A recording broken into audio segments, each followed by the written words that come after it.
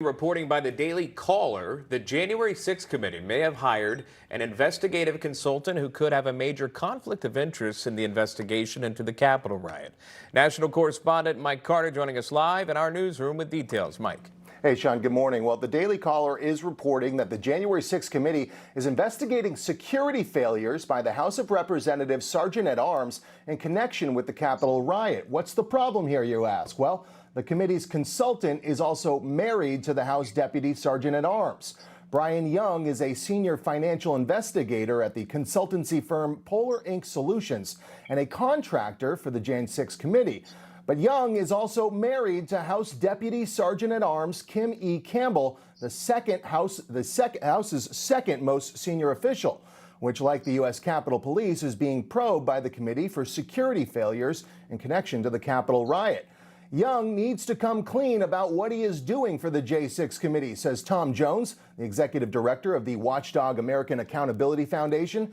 There is no way a husband can give an independent and objective assessment of his wife's performance. Both the House and Senate Sergeant of Arms offices coordinate with Capitol Police and are responsible for maintaining Capitol security, protecting members, and overseeing emergency management.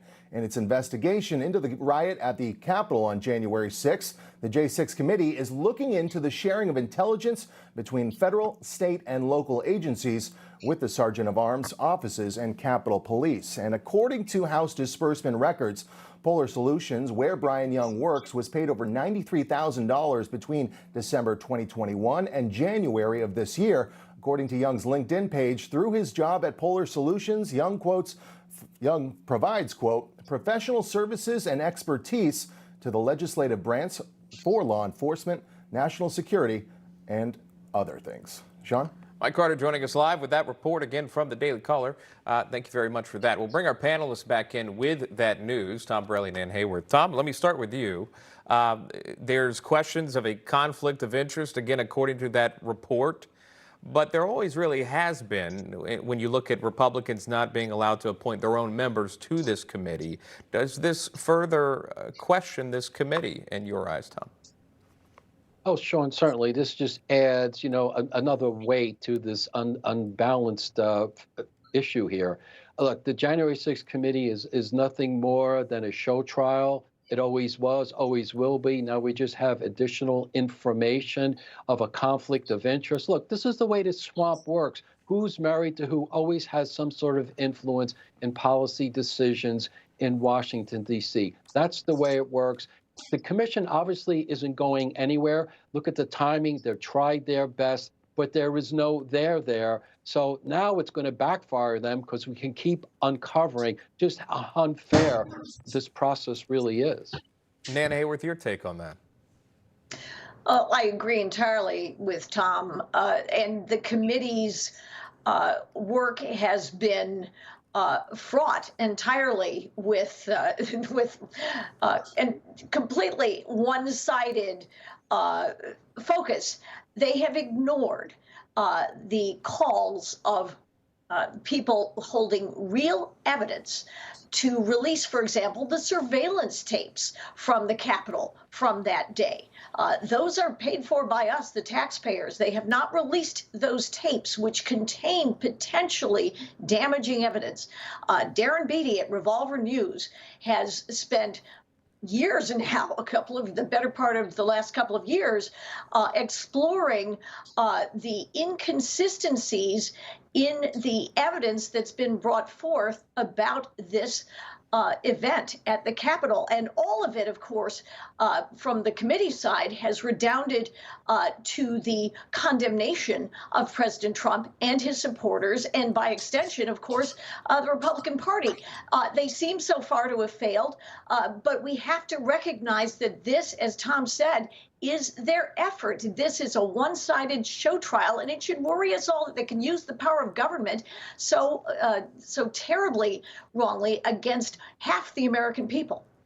It should have more hearings, I believe, kicking off there right before the midterms, the generals there. I'll move to, you mentioned President Trump. I'll move to that search on his home in Mar-a-Lago there. Dan Crenshaw was on CNN, the congressman was on CNN recently on that very topic. Here's what he had to say. And you know that when you're going after an ex-president who may run again, that this is automatically political. You cannot separate the legal aspects of this from the political aspects of it. You can't. And it doesn't seem to me like they've acted responsibly as a result of that. And look, again, why not just ask him?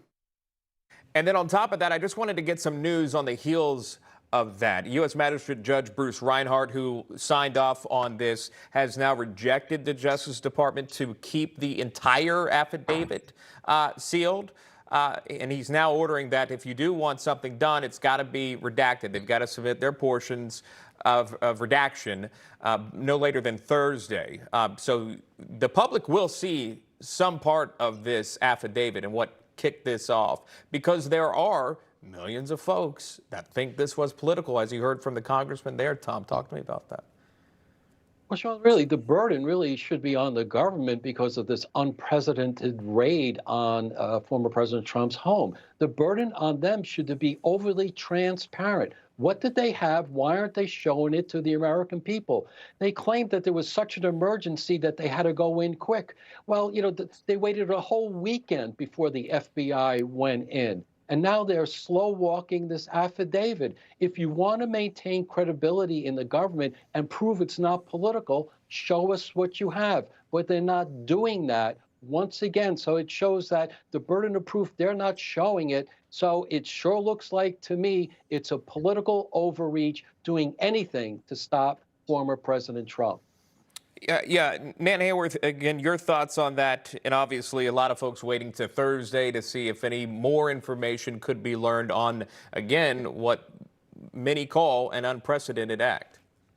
Sean, you and your colleagues have been having great interviews with Kash Patel, who has described how he, among others, have described how it's entirely possible,